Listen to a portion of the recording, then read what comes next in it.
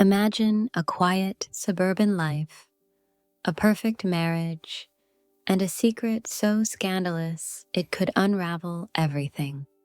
What happens when a restless wife locks eyes with the young gardener who tends her roses? I'm Claire Morgan, 40 years old, living in a picturesque suburb of Seattle, where every house looks like it's been plucked from a magazine. My husband, Richard, is a successful lawyer, charming in public but distant at home.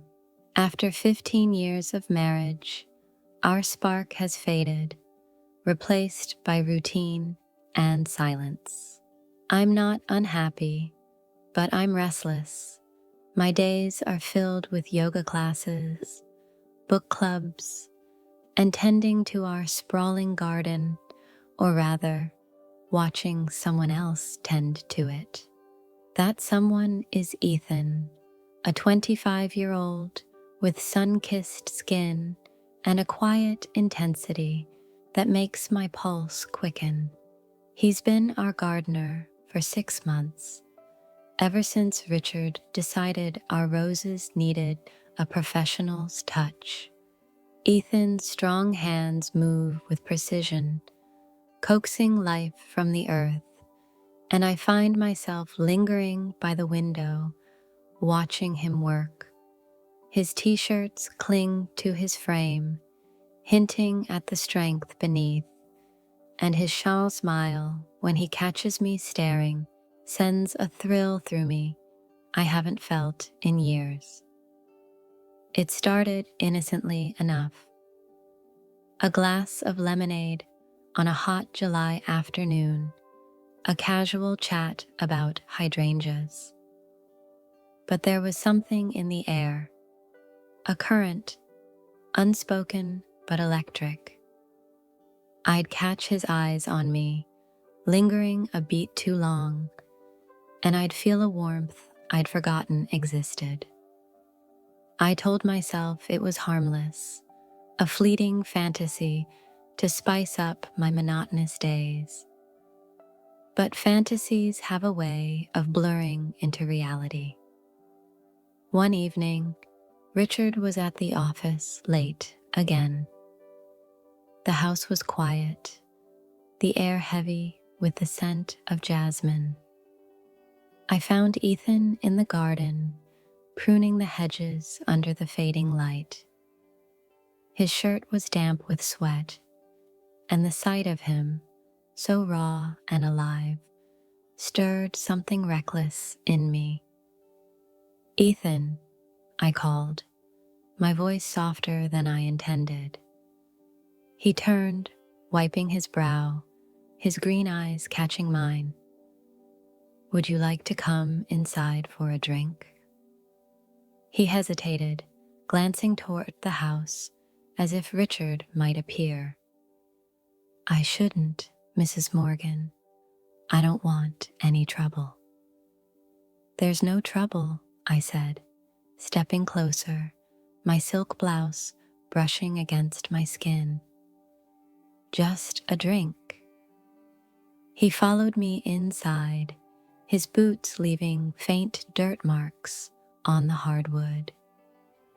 In the kitchen, I poured us wine, the clink of glasses loud in the silence. We talked about the garden, his small apartment, my life before Richard. The wine loosened my inhibitions, and I found myself leaning closer, my hand grazing his arm. His breath hitched, and I felt the heat of his skin under my fingertips. "Mrs. Morgan," he started, his voice low, uncertain. "Call me Claire," I said, my eyes locked on his. "Please." He swallowed hard, his gaze flickering to the door. "If Mr. Morgan finds out, I'm out of a job. It's risky." "I know," I whispered, my heart racing. But don't you ever want to take a risk? The air between us crackled. He didn't pull away when I closed the distance, my lips brushing his in a tentative, forbidden kiss. It was soft at first, then hungry, his hands finding my waist, pulling me closer. The taste of him, salt and earth, was intoxicating, and for a moment, the world outside ceased to exist. We stumbled to the living room, the couch catching us as we fell into each other. His touch was hesitant but eager, exploring the curves of my body with a reverence that made me feel alive. I unbuttoned his shirt, revealing tanned skin, and my lips grazed his neck, drawing a soft moan.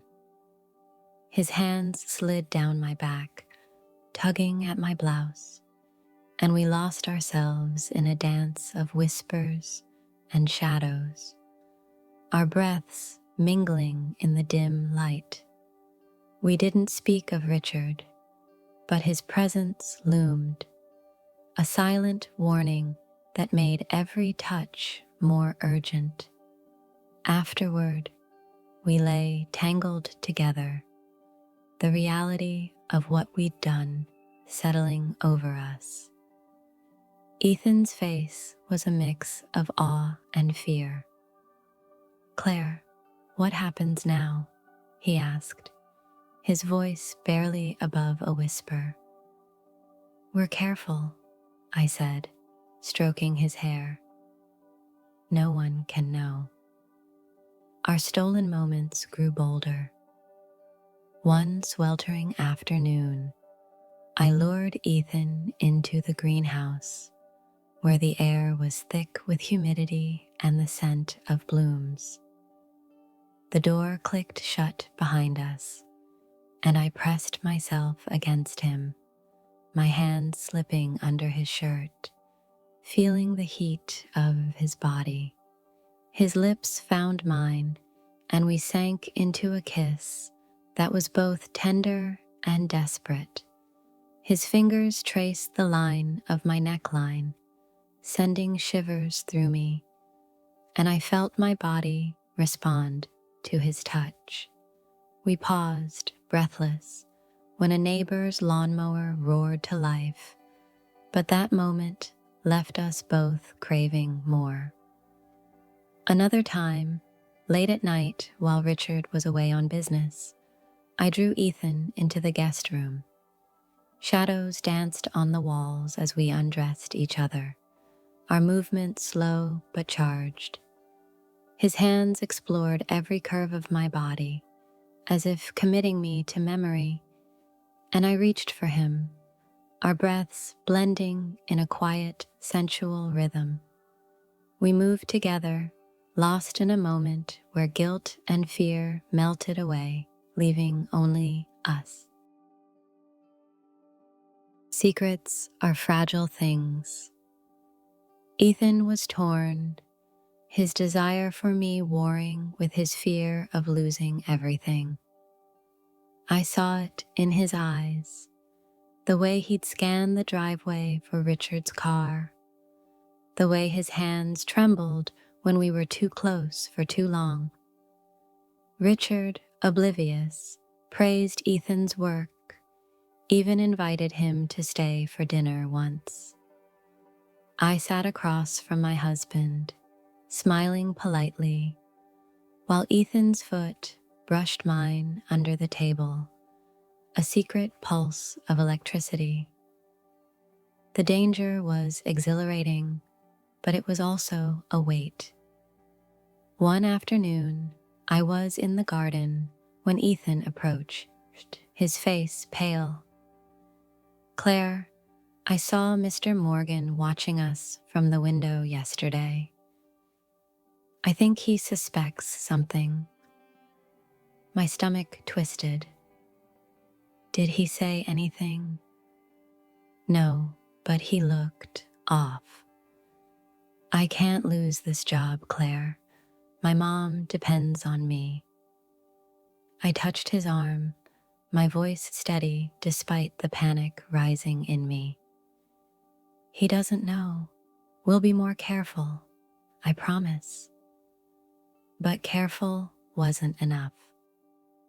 That evening, Richard came home early, his eyes sharp as he looked at me. "You've been spending a lot of time in the garden lately," he said, his tone casual but edged.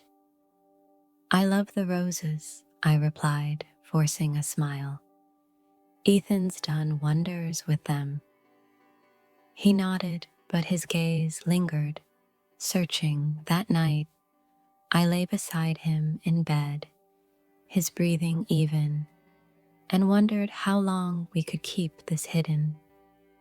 One rainy afternoon, we found ourselves alone in the shed, the patter of rain masking our whispers. His hands slid under my blouse, and I arched into him, the storm outside mirroring the one within us. My fingers tangled in his hair as he kissed my neck, his breath hot against my skin. We pressed against the wall, our bodies trembling with tension, and for a moment, I forgot everything but his touch. But then I heard it, the crunch of gravel under tires. Richard's car. We froze, hearts pounding, scrambling to compose ourselves. I slipped back into the house, my hair damp, my cheeks flushed, while Ethan stayed behind, pretending to organize tools. Richard walked in, his briefcase in hand, his eyes narrowing as he took in my disheveled state. "Caught in the rain?" he asked, his voice unreadable.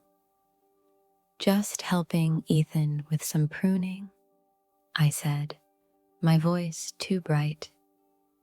He didn't press, but the air felt thick with unspoken questions. Days later, Ethan came to me, his face grim.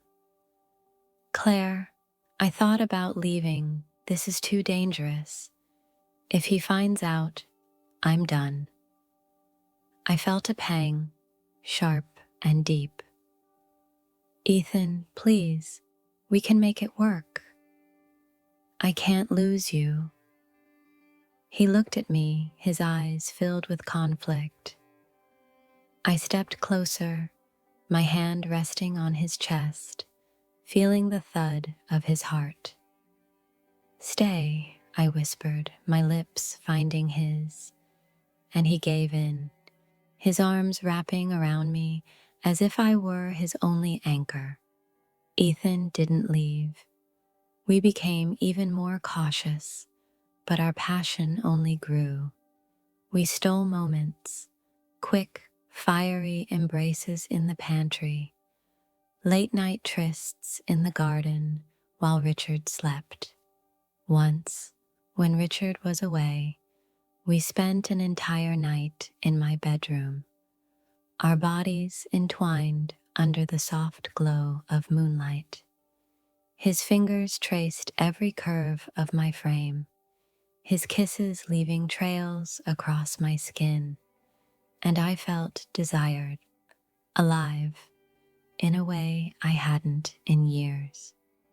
Richard remained blind to our secrets, or perhaps he chose not to see. Our game of danger with Ethan continued, every moment laced with adrenaline and desire. I knew it couldn't last forever, but I couldn't stop. Ethan became my escape, my secret, my sin. And as the roses in the garden bloomed, our affair burned, hidden from the world's eyes. If you enjoyed my story about Claire and her forbidden affair, give this video a thumbs up and don't forget to subscribe. Drop your thoughts in the comments below. What would you have done in Claire's shoes?